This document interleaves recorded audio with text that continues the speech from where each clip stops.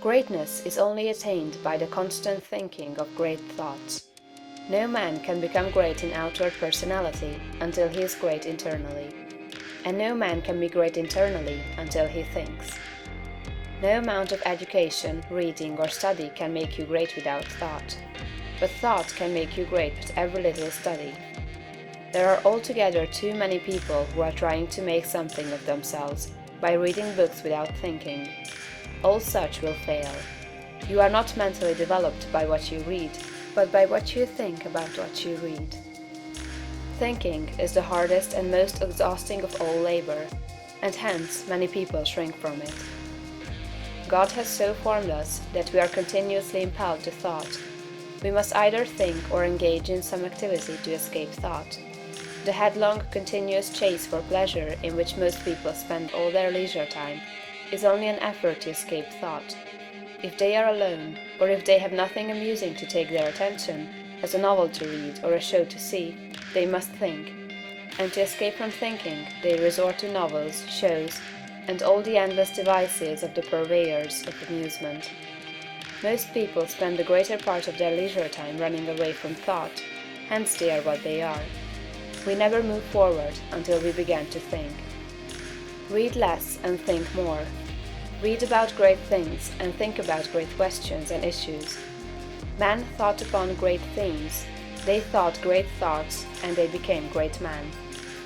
Thinking, not mere knowledge or information, makes personality. Thinking is growth. You cannot think without growing.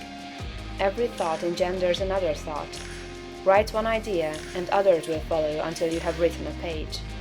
You cannot fathom your own mind. It has neither bottom nor boundaries. Your first thoughts may be crude, but as you go on thinking, you will use more and more of yourself. You will quicken new brain cells into activity, and you will develop new faculties. Heredity, environment, circumstances, all things must give way before you if you practice sustained and continuous thought. But on the other hand, if you neglect to think for yourself and only use other people's thought, you will never know what you are capable of, and you will end by being incapable of anything. There can be no real greatness without original thought. All that a man does outwardly is the expression and completion of his inward thinking. No action is possible without thought, and no great action is possible until a great thought has preceded it. Action is the second form of thought, and personality is the materialization of thought. Environment is the result of thought. Things group themselves or arrange themselves around you according to your thought. You are what you are because you think as you do. You are where you are because you think as you do. Consider what is meant by your consecration of yourself when you say, "I will obey my soul." This is a sentence of tremendous meaning.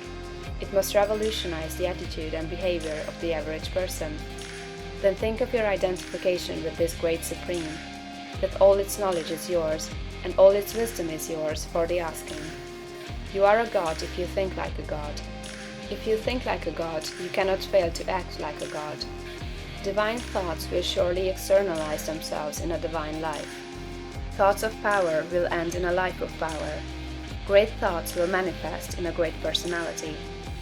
Think well of all this, and then you are ready to act.